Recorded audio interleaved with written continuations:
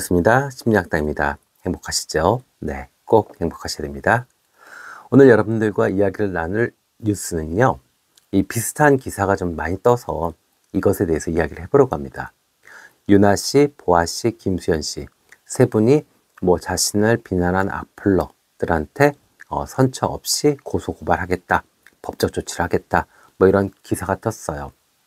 그래서 저는 궁금해졌습니다.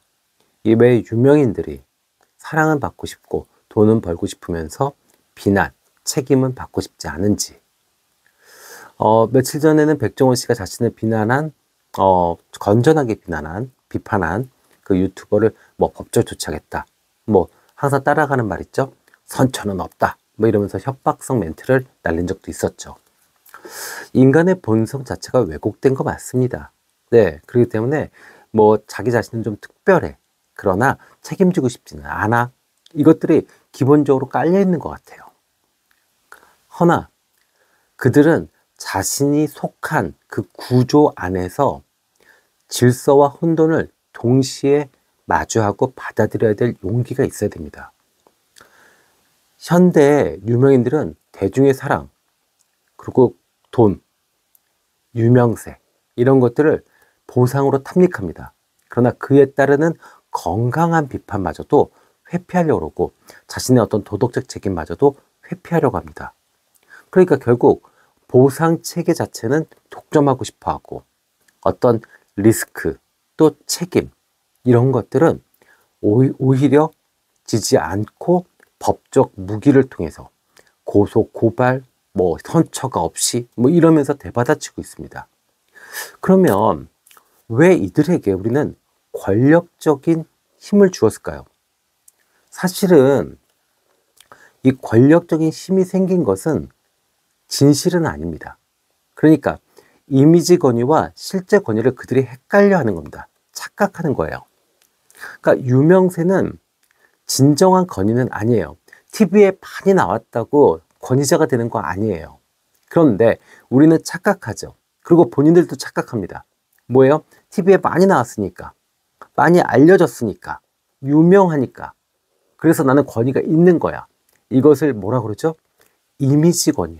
그러니까 실상은 없어요. 그런데 나는 많이 알려졌으니까, 난 유명하니까 나는 대접받아야 돼. 이렇게 됩니다.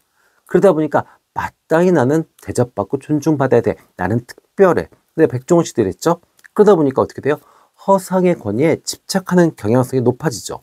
그러나 결국 나중에 시간이 지나면 대중은 알아요. 뭘 알죠? 정당하지 않은 권위에 분명히 대중은 깨닫고 거기에 냉소를 보내게 될 수도 있고 또 사회적으로 저항할 수도 있고 끌어내릴 수도 있습니다. 맞죠? 그러니까 유명인들이 좀 자제해야 됩니다.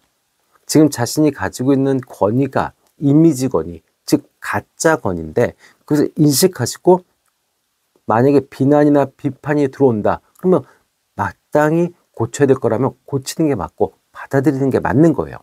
그런데 그것을 받아들이지 않으려고 또 자신의 어떤 보상 체계를 흔들리지 않으려고 오히려 이렇게 법적 조치를 계속한다.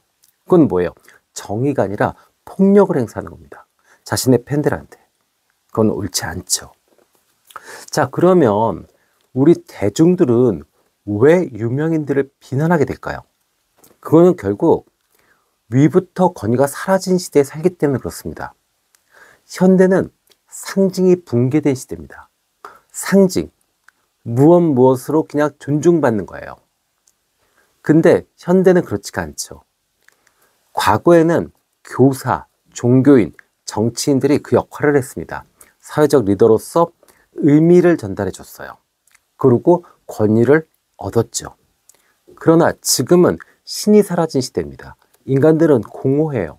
그러니까 기존의 어떤 권위를 가졌던 사람들의 자리가 다 사라졌습니다. 이제 선생님 권위가 있나요? 없죠. 종교인 보고 그러나요? 정치인 보고 그러나요? 아니잖아요. 그러니까 그 자리를 스포츠 스타, 연예인들이 채운 겁니다.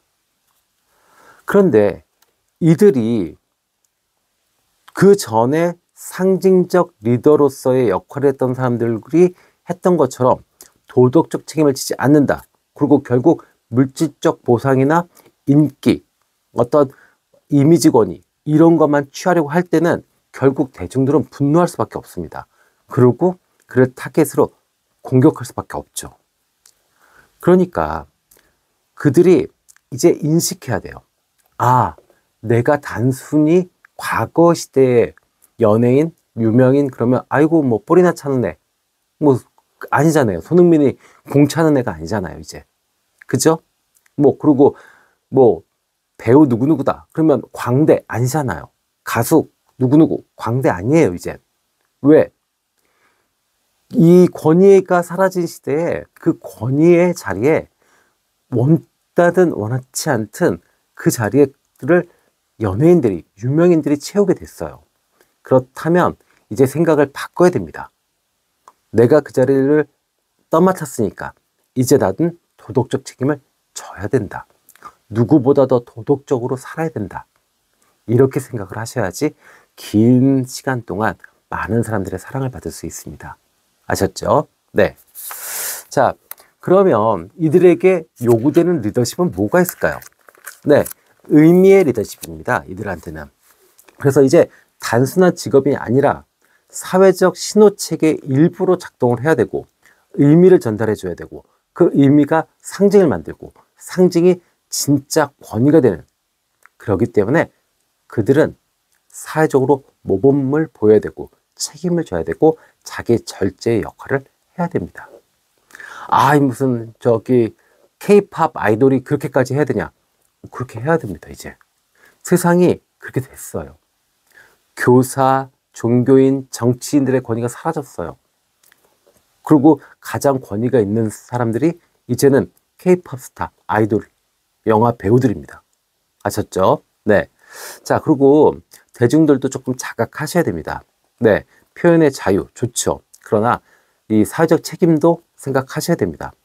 허위 비방, 당연히 제재받아야 되고 법적 처벌 받으셔야 됩니다. 그러나 정당한 비판은 연예인들도 유명인들도 받아들이셔야 합니다. 그걸 고소고발하고 폭력적으로 대응한다면 그것은 옳은 방식은 아닙니다. 자, 그래서 저는 이렇게 이야기하고 싶어요. 연예인들은 자신을 비방할 권리를 대중들에게 허용해야 됩니다. 그래야 사회가 건강하게 돌아갈 수 있습니다. 네. 아까 얘기했지만 무조건 말도 안 되는 억측으로 말도 안 되는 허위 비방 이거를 하자는 얘기가 아닙니다. 예, 적당한 어떤 견제, 그죠? 그 다음에 건강한 비난, 비판 이게 있어야 되는 거죠. 대중들은 무책임한 분노를 하시면 안 돼요. 그리고 만약에 누군가한테 비난하겠다라고 하면 그것은 정말로 책임감 있는 그런 비난을 하셔야 됩니다. 그래서 정말 내 일상이 너무 힘들고 지치고 괴롭다.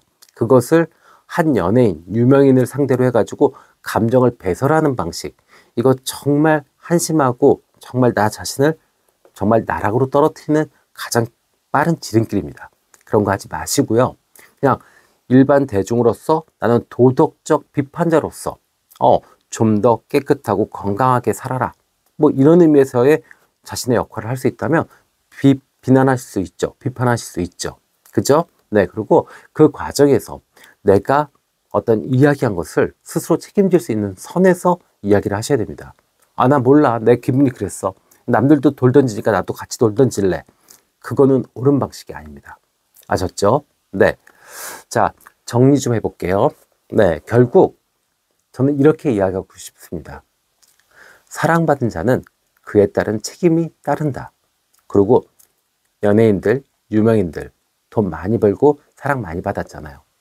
자, 쏟아지는 조명을 받았다면 이제는 그 그림자도 받아들일 때가 된 것 같습니다. 누구보다 도덕적이고 누구보다 책임감 있게 살아야 될 것 같습니다. 네. 자, 지금까지 함께 해주셔서 감사합니다. 심리학당이었습니다.